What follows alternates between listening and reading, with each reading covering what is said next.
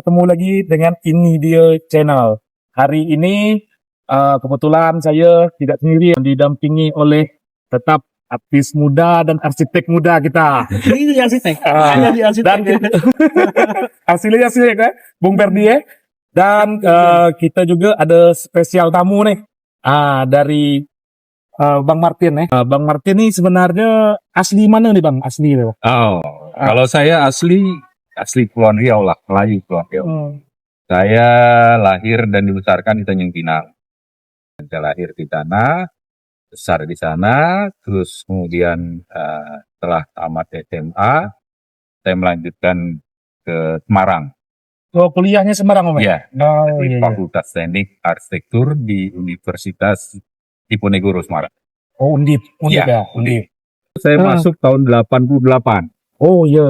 Umur saya berarti umur Erdi baru 1 tahun ya dia. Saya 8 lahir sebetulnya. Cuma KTP 8. 88. Saya selesai tahun 94. 94. Sekarang umur saya 56 tahun. Sesuai lah kan? Sesuai Bang. Jadi ini sekarang nih Bang Martin ini lagi sibuk apa aja nih Bang?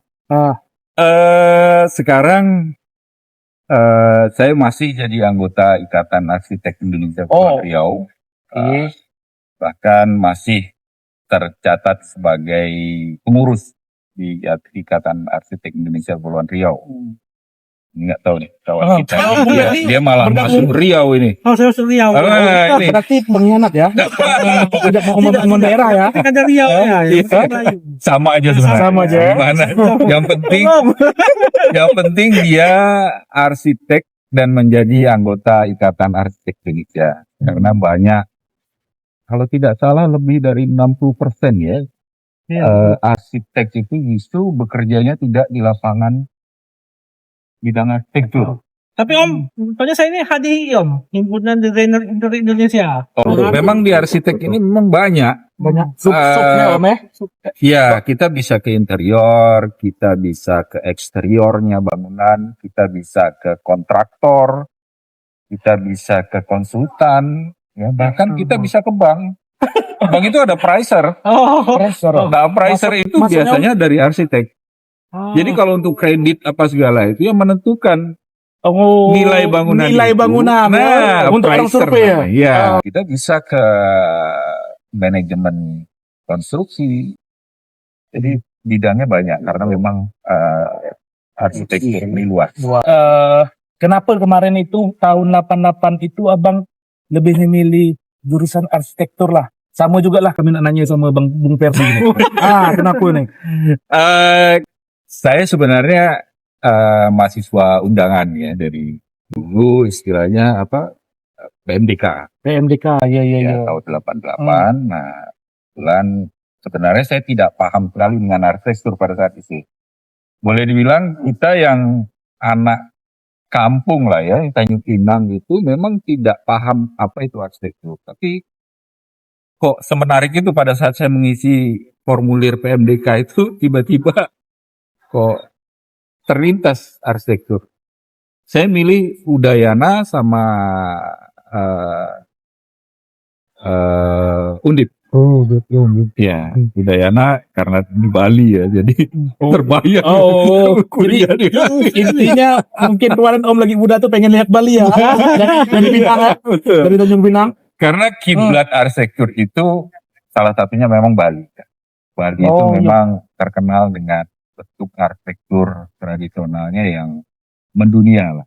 Mendunia. Terus ada literasinya jelas Om. Ya, betul. Literasinya jelas. Ini nggak pening ya. Dan saat ini pun kalau kita lihat salah satu daerah yang tetap kekeh mempertahankan arsitektur tradisionalnya untuk penataan kotanya itu ya Bali. Kalau Bung Ferdi? Sama juga dengan Bang Martin. Bang Martin ya Bang? Iya, Bang Martin. Kemarin awalnya memang tak terpikirkan untuk arsitek. Karena kita memang lulusan dari IPA. Yang ini kemarin jadi yang lain lah. Cuma terinspirasi karena pengen membangun kampung. Dan terinspirasi kayaknya lebih bisa berpikir imajinatif loh arsiteknya. Menghayal. Menghayal ya. Menghayal. Mesti pandai berhayal. Wah, mesti. Jadi Bang, jadi Abang nih tidak ada garis keturunan dari misalnya keluarga Timah itu nggak ada Bang? Misalnya orang Dari tua. nenek. Oh dari nenek. Nah, Jadi Abang iya. udah biasa lah dulu. Berarti pernah main ke dapur Jadi dulunya. kalau ceritanya datuk saya itu memang pegawai timah dulu. Pegawai timah. Jadi memang asli sini lah. Oh asli Dabola. Ya. Jadi dulu Bang Martin pernah lah lihat tata kota Timah yang dikelola. Oh Timah. dulu waktu kecil saya sering kemari kalau libur kan. Libur ya. Dengan kita liburan kemari. Masih Masih ada timah waktu itu ya. Masih ada timah. Masih Waktu ada timah. saya SD itu masih ada PT Timah di sini. Masih. jadi apa sih perbedaan Abang balik ke Dapur sekarang sama Abang balik dulu nih tentang pembangunan lah tata kota karena arsitek nih kan. Kalau- penilaiannya, Ya, identitasnya. kalau sekarang kan sudah berkembang ya, apalagi sekarang sudah menjadi salah satu kecamatan yang ibu kota kabupatennya sendiri. Gitu. Jadi tidak lagi bergabung dengan Kepulauan Riau. Kalau dulu kan, dulu mungkin Lingga ini, kalau saya ibaratkan dulu waktu kita masih dengan Provinsi Riau. Kepulauan Riau itu, ya mohon maaf lah, mungkin jadi anak tiri ya. Betul. Saya merasakan betul pada saat itu ya. Ketika saya waktu SMA itu saya merasakan betul. Ketika kita jadi pelajar teladan itu tidak bisa dikirim ke Pekanbaru karena tidak ada biaya. Nah, dinas pendidikan. Dinas pendidikan. Ya, Kabupaten Kepulauan Riau. Tidak bisa kirim Ya. ke Riau. Ya. Padahal ibu kita tuh kan. Padahal saya udah berambisi betul pada saat itu minimal jadi paskibraka lah. Ya kan? Iya betul tinggi Bang Dulu Martin. pelajar teladan kan Iya, seperti itu. Dulu saya kurus nggak gemuk seperti ini. Sama. Nah, Bohong lu. kita memandangnya itu pada saat itu Lingga itu ya seperti itulah karena dia kabupaten terjauh mungkin terjauh kedua setelah Natuna Anambas ketiga lah berarti ya yang terjauh ke ibu kota provinsi. Sekarang pun kita masih merasakan lah kalau ya mohon maaf mungkin saya nggak tahu kalau sekarang ya tapi Lingga ini tepat dinobatkan sebagai kabupaten termiskin di Pulau Riau kan. Iya. APBD-nya paling rendah. Ya. Jadi ya memang juga ya tidak banyak daerah lain. Tapi ya miris lah saya bilang kalau kita punya dulu cukup megah dengan tambang timah. Ya, cukup megah dengan pusat Kesultanan Riau Lingga. Zuriat ya. Ya, Zuriat Sultan Lingga ya. Nah, tapi saat ini kita bisa lihat lah bagaimana perkembangan. Tapi ya dibandingkan pada saat saya dulu zaman SD itu liburan kemari ya sudah jauh berkembang. Udah jauh berkembang ya. Minimal bangunan-bangunannya sudah banyak ruko yang beton dan sebagainya Iya. kan. Tidak ada nilai Ya. identitas Melayunya tak ada Bang ya. Betul. Identitas Melayu sama identitas kolonialnya agak Ya. kurang ya Bang ya. Sudah ada kafe, Oh. iya kan. Cuman bioskopnya aja yang misbarnya sudah Bismarcknya nggak ada. sudah tak ada ya. Nah, Bang, ini Bang. Ini kan Abang sekali ini balik ke Dabo. Iya. Domisili Abang tepatnya kan Jogja nih. sekarang saya di Jakarta, Oh di Jakarta Bang, Ya. bukan di Jogja lagi. bukan di Jogja. Soalnya kami dapat informasi bahwa yang mendesain Iya. Abang ya, yang Ya, apa namanya itu asrama Kepri, asrama mahasiswa Kepulauan Riau dan asrama mahasiswa Kabupaten Natuna. Nah, Untuk asrama Kepulauan Riau, asrama Natuna. oh Natuna punya asrama Ya. permanen juga Om. Asrama Natuna itu punya permanen. Oh berarti Persis di depan kantor DPRD. Oh Tidak jauh dari depan iya, kantor tahu DPRD. tahu. Itu elit banget itu di Timoho itu. Timoho. Ya, kampusnya di Timoho. Asramanya itu di Timoho. Terus asal Malingga gimana? Asrama Lingga belum permanen. Yang sudah permanen di sana itu termasuk yang Batam. Batam punya permanen juga Om? Iya. Batam itu punya permanen. Jadi kalau kemarin yang Om bantu kasih masukan itu berarti wajah asrama kita nih bersentuhan dengan Melayu lah ya. Untuk Sangat Melayu banget nggak? yang saya Ah. desain murni, Ah, ya, asrama mahasiswa Kepulauan Riau dan asrama mahasiswa Natuna itu memang berciri khas arsitektur Melayu. Melayu ya.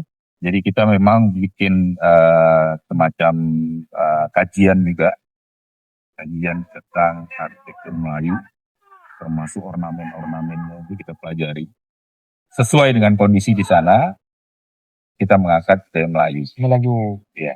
Jenis Alhamdulillah, yang asrama mahasiswa Kepulauan Riau itu dijadikan ikon oleh pemerintah provinsi, dibangun juga di Pekanbaru. Jadi Jadi sama persis. sama persis Ya. sama ya. Oh ya. Jadi yang di Jogja dengan yang di Pekanbaru itu bentuk arsitekturnya, bangunannya sama. Perbedaannya cuma pada struktur. Karena yang di Jogja itu strukturnya lebih kokoh. Karena dia masuk jalur patahan gempa. Iya. Karena Jogja ini kan identik dengan gempa ya. Rawan gempa. Rawan dengan gempa. Karena pernah Kebetulan di tapak asrama Mahasiswa Kepulauan Riau itu diisyaratkan oleh pemerintah kota Yogyakarta itu harus struktur tahan gempa. Jadi memang biayanya lebih besar daripada Pekanbaru daripada ya, yang Pak ya. Pekanbaru. Sebelumnya Abang pernah jadi dosen juga kan? Saya pernah Mengajar jadi di dosen unit mana, Bang? cuman 2 semester atau 3 semester. Oh, Ya, pada saat itu saya diminta dari Ikatan Arsitek Indonesia Kepulauan Riau untuk mengajar di Universitas Internasional Batam, UIB. oh pernah jadi ya. Nah, kebetulan pada saat itu mereka baru buka prodi arsitektur dan mereka memang bekerja sama dengan Ikatan Arsitek Indonesia dalam pendiriannya. Kemudian kita diminta Jadi pengajar di sana. mengajar karena memang saya fokus pada arsitektur Melayu pada saat. Bang Martin ini memang suka memang spesifikasinya arsitektur Melayu ya? Sejak saya mendesain asrama Kepulauan Riau itu memang saya fokus ke arsitektur Melayu. Arsitektur Melayu ya. Nah, kebetulan saya juga lebih banyak waktunya di Batam membantu teman-teman yang di Ikatan Arsitek. Ya, ayolah sama-sama kita gali potensi arsitektur tradisional Melayu. Karena kita paham ya dari seluruh anggota Ikatan Arsitek Indonesia Kepulauan Riau itu bisa dikatakan 90% itu bukan putra daerah. Jadi mereka tidak berani untuk istilah kita mandai-mandai lah ya. Mandai-mandai, Om itu. Oh, kita arsitektur Melayu. Jadi harus ada orang yang berani dan itu harus putra daerah. Pendobrak lah ya. Nah, dan saya berdiri di situ bersama kawan-kawan. Ayo, saya jadi tameng lah. Kalau memang kita salah, salahkan saya. Gitu. Adek Om, ini saya mau nanya lagi nih tentang kan kita nih Melayu kita nih kan terbagi-bagi nih. Ada yang barat, timur, selatan, utara. Itu apa sih perbedaannya? Terus kita nih, karena saya kan kalau kita main-main ke Daik itu atau ke kampung kita sendiri, jarang sekali melihat seperti saya main Payakumbuh.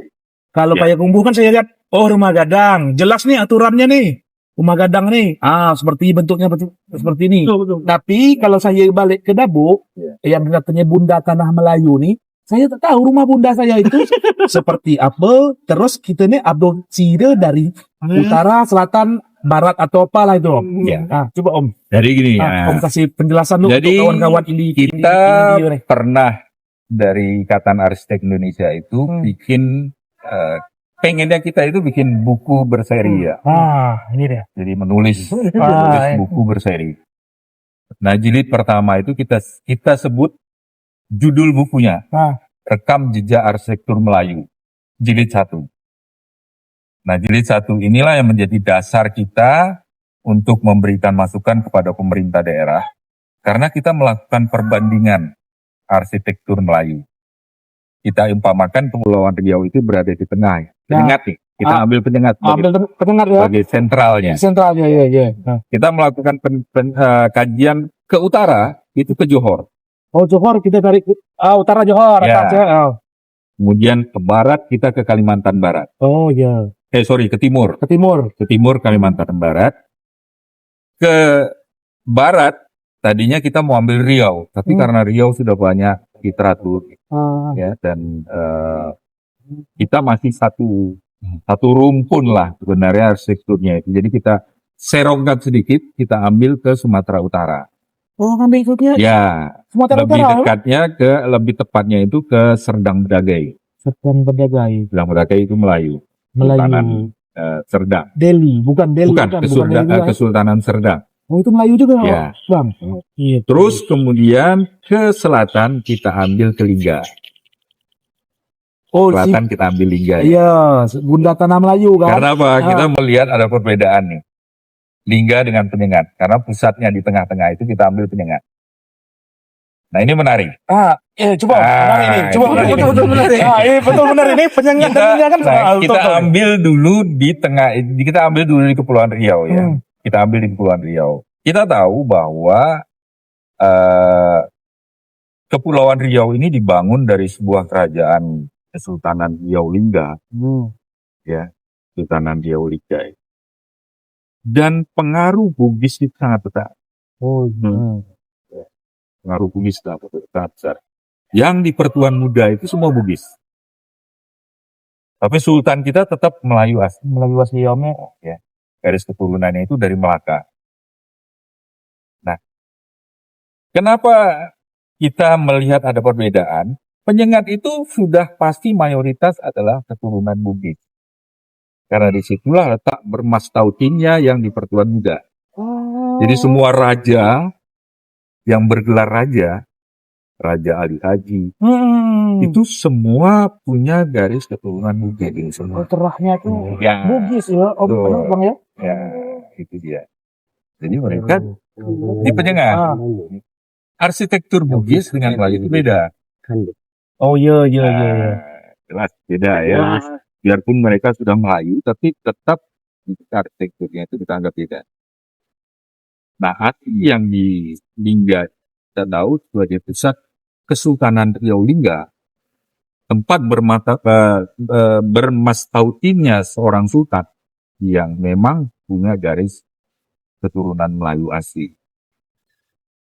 Walaupun kita tahu pusat pemerintahan di Dai itu pada saat Sultan Riau Lingga itu sudah sangat heterogen ya. Jadi pedagang dari Arab, China dan sebagainya, India dan itu sudah ada di sana. Tapi kita masih bisa melihat seperti apa bangunan berciri khas Melayu Riau. Jejak-jejaknya masih ada, bisa direkonstruksi lah Om ya. Sampai sekarang pun masih ada. Jadi hasil penelitiannya Om, yang barat, selatan, utara, barat ini, bukunya udah ada Om? Nah, itu bukunya sudah ada. Bukunya udah ada. Arsitektur Melayu jilid 1. Ya, sudah ada semua. Jadi, cuman kita tidak mengupas terlalu dalam ya, tapi kita bikin buku yang ya sifatnya bergambar lah, karena ini arsitek ya lebih banyak kita bermain di gambar. Ceritanya nggak terlalu banyak. Nah, buku jilid 1 itu kita kerjasama sebenarnya dengan Undip dan UTM di Johor. Johor ya? Ya, teknologi Malaysia. UTM. Kita berkerjasama dengan mereka, dan kita juga sempat mengunjungi kampus UTM, dan kita bertemu dengan dosen dan sebagainya. Dan kita juga diundang ke Kalam. Kalam itu semacam balai kajian dan penelitian arsitektur Melayu milik dari UTM, Kalam namanya. Nah, kita sempat ke studionya mereka, labnya mereka, dan kita banyak belajar lah dari mereka bagaimana tentang arsitektur Melayu itu. Nah, itu yang kita bawa. Yang saya lihat apa yang terjadi di Lingga ini sangat miris. Sangat miris ya. Ya. Satu mungkin Coba Bung Perdi eh, kasih sama gambaran dulu arsitek sedikit. ya. Ya, Sama-sama Yang arsitek aku nih. nih karena saya pun waktu di Riau Iya. ada almarhum dosen saya itu bilang pasti kalau ada acara tentang arsitektur Melayu pasti walaupun Melayu itu ini tetaplah bundanya ada di Lingga Iya. kan. Cuma sampai sekarang pun walaupun saya kadang tamu yang datang pun lihat contoh kantor untuk dinas atau pemerintahan lah. Identitas kita tahu nih. Begitu datang kan, ini arsitek bener ya Melayu atau jadi bingung. Jangankan mereka saya juga bingung menjawabnya. Jadi macam mana menurut Om? Apa yang jadi menjadi identitas Oke. Lingga nih? Jadi begini, saya melihat dan pada akhirnya berkesimpulan bahwa Lingga ini sebagai sebuah LinkedIn. Oh ya hidden gem kan. Lingga. Apa kekuatan Lingga di bidang arsitektur?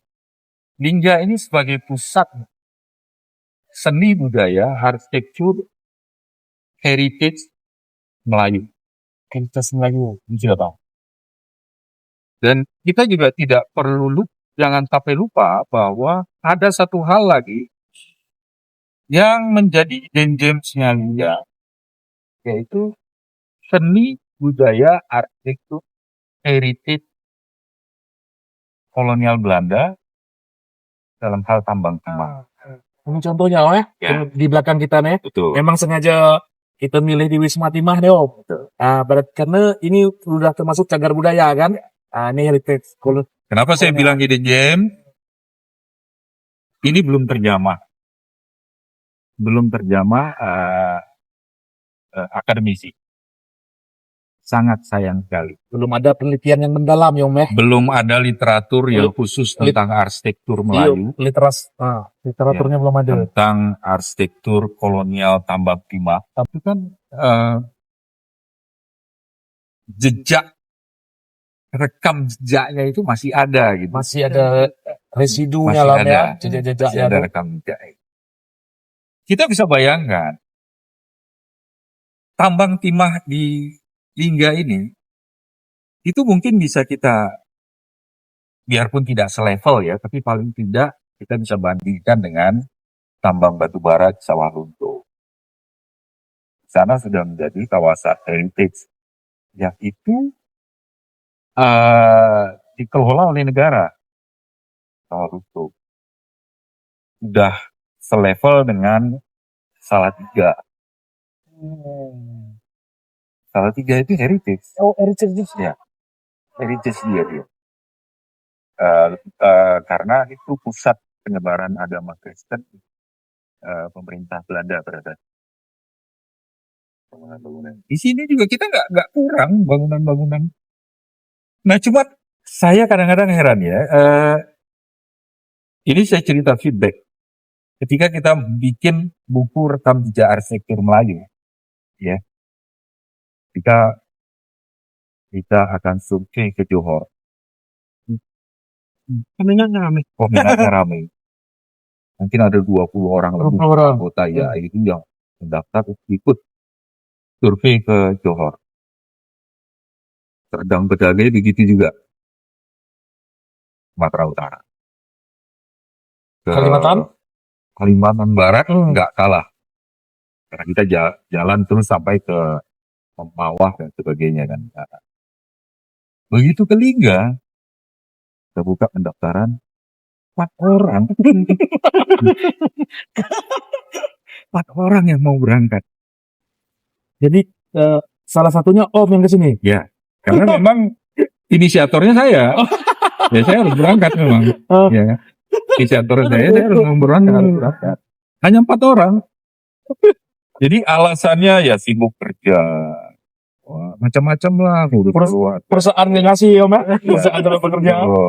Jadi yang memberatkan mereka itu perjalanan 5 jam, 6 jam ke Lingga itu dengan kapal feri yang kecil menurut mereka itu. Ke Tanjung Pinang aja mereka kadang-kadang kalau cuaca kurang bagus kan sangat menakutkan Ya. bagi orang. Sementara ferinya kan sama. Tanjung Pinang itu cuma 1 jam. Ke Lingga ini 4-5 jam. Ya kan? Nah, mereka berpikirnya, jaga dulu lah. Apalagi kan kampung. Nah itu. Dan ketika saya mengajar di UIB, saya juga sempat mengajukan kepada pihak fakultas itu untuk membawa mahasiswa melakukan survei ke Lingga. Nggak diizinkan. Karena nyebrang itu tadi. Tapi mungkin kalau misalnya saya ajak survei ke Singapura, silakan. Itu jadi sebenarnya kajian penelitian tentang arsitektur Lingga itu sangat dibutuhkan oleh sivitas akademika. Karena sekarang ini kan kredit point untuk penilaian kemampuan dosen itu kan melalui jurnal. Dan jurnal itu betul-betul harus penelitian murni. Memang belum pernah dikeluarkan di jurnal manapun. Tentang pakemnya arsitek Melayunya. Betul, Yang apa selatan. saja lah. Apa saja ya, Mek? Iya, apa saja. Ah, Liga ini belum disentuh. belum disentuh ya. Berarti Ya. kita masih rawan lah jauh Ya, ceritanya nih. saya belum melihat ada literatur tentang arsitektur rumah Melayu Lingga. Iya. Ya. Secara menyeluruh ya, kajian dan sebagainya. Saya belum pernah melihat literatur tentang arsitektur pemukiman penambang timah Penambang timah ya. Ya. Betul. atau perusahaan timah. Padahal itu Sangat menarik. bisa kita buat blueprintnya Om ya. Kita kasat mata aja kita bisa melihat bahwa ada hierarki bangunan yang dibangun oleh pemerintah Belanda pada saat itu untuk perusahaan timah ini yang menurut saya ini termasuk kategori yang besar. Iya. Karena kita bisa melihat ada rumah direktur atau manajernya yang di Bukit Timah itu kan bangunan bergaya arsitektur Belanda. Belanda banget ya. Ya, dan besar-besar. Ada Pastilah itu untuk pimpinan-pimpinan perusahaan. Nah, di bawah itu kita melihat ada yang levelnya lebih rendah lagi. Sampai ke yang bentuknya barak, rumah deret. Pekerja. Yang untuk pekerja. Untuk pekerja. Dibangun lebih dekat Itu ke tambang. ya, di mana sajalah di tanah singket ini. Kalau ini Om, kalau untuk ciri khas rumah dari Lingga sendiri kan, memang biasa identitas rumah Melayu ini kebanyakan panggung ya. Ya. Biasanya ya panggung tuh kayunya bulat seperti ini, coba saya minum deh.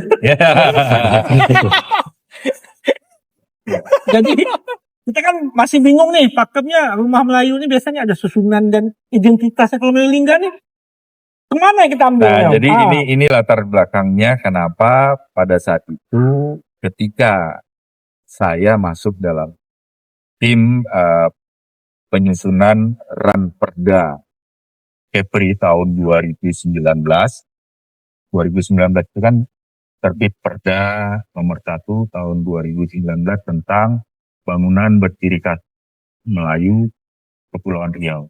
Ya. Saya dengan beberapa teman khusus dari YAI untuk bergabung di dalam tim itu, termasuk ada dari LAM dan Umroh, ya, Universitas Maritim Brajalia itu. Dan memang menggodok. Nah, salah satu fokus saya dalam memberikan masukan itu adalah arsitektur Lingga. Kenapa saya menganggap arsitektur Lingga ini langsung bangunan bertingkat lain luar Riau, karena memang kita masih bisa melihat bangunan yang paling, kalau orang sini bilang paling jelek rumah Melayu itu di sinilah, yang masih beratap atap daun kelapa dan panggung, dan bentuk atapnya itu memang kalau kita bilang orang Melayu, ya mohon maaf, bukan kita mengatakan kemampuan orang Melayu. Karena memang gini ya, saya itu Pak aja. Mudah, Ya, karena pekerjaannya mudah. betul. Kalau kita bilang itu atap pelana, ya kan, kalau bidang arsitektur itu disebut sebagai atap pelana. Nah itu yang memang atap yang paling sederhana. Ya kalau yang kita lihat sekarang bangunan kolonial ini juga beratap limas ya. Limas itu 5 sisi ya, 5 sisi. Nah itu sudah peninggalan dari Belanda. Makanya saya kekeh pertama itu memang harus atapnya adalah atap lipat kajang. Lipat kajang aja. Itu Itu diambil dari Bahasa atap dari rumah Tuku Laut, oh dari setelah dari kajang. Kajang namanya. Tahu kan untuk atapnya. Jadi kalau kita lihat orang Tuku Laut di perahunya itu atapnya itu seperti atap pelana. Nah itu atap lipat kajang. Nah itulah yang dibawa kalau ceritanya sejarah itu dibawa ke darat, ke pinggir pantai. Ya memang karena sederhana, tidak perlu banyak struktur atap. Ya, apalagi semua ringan pakai ini. Ya. Ini yang paling sederhana. Atap lipat kajang. atap lipat kajang ya. Nah ini sebenarnya Om, ya, kami tuh pengen juga nanya-nanya tentang identitas arsitek Melayu Ya. lebih banyak lagi lah sebenarnya. Tapi kita cukupi dulu nih tentang pengenalan Om dulu nih Baik. tentang dunia arsitek. Nanti di pertemuan berikutnya kita bahas lebih dalam lagi ya Bung Ferdi ya. Nah ini sebelum closing nih, saya nak tanya lo sama Bung Ferdi. Bung Ferdi ini kan mitra nih Om, Ya. mitra pemerintah Pemkap nih. Kan dia sering juga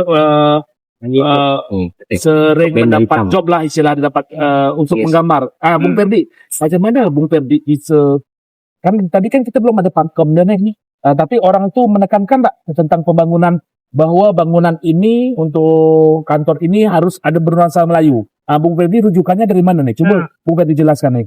Ini mana nih? Ya, jadi memang betul Bang, selama ini biasa memang di pemerintahan pun sebetulnya kalau sewaktu saya masih di Pekanbaru, biasanya kalau identitas dari suatu bangunan pemerintah itu memang nggak dikasih gantinya, ornamen lah dikunci dulu kan. Dikunci Kalau di sini memang ornamen. belum ada kuncian ornamen, jadi saya masih ya sembarang. Kadang-kadang taruh ini aja kasih ini, sebenarnya kan nggak boleh sebetulnya. Ya. Kalau peletakan ukiran itu pun sebetulnya ada pakemnya. Ini harus di mana, harus di mana. Jadi dalam mendesainnya kita bingung. Jadi cuma bisa ngambil analogi bentuk. Kalau memang dia minta ke pemerintahnya udah balik ke nuansa rumah panggung. Nuansa macam satu di Tenda itu saya ke rumah tenun karena pengennya Melayu kan. Iya. Satu lagi kalau penenun ini biasa masyarakat ya udah kita tampilkan bangunan masyarakat. Nah itu ya. Oh, atap lipat kajang ya. Atap lipat kajang. Ada tambahan lagi Bung Ferdi? Kalau untuk akhir minggu ini mungkin Sudah cukup ya. Kita nanti dalamnya nanti berikutnya ya kita bahas ya. Oke. Untuk sesi kali ini dia kita akhiri dulu lah karena waktu udah sore juga kan Bung Ferdi mau karena DJS ya Bung Ferdi. Oke. Terima kasih. Assalamualaikum warahmatullahi wabarakatuh.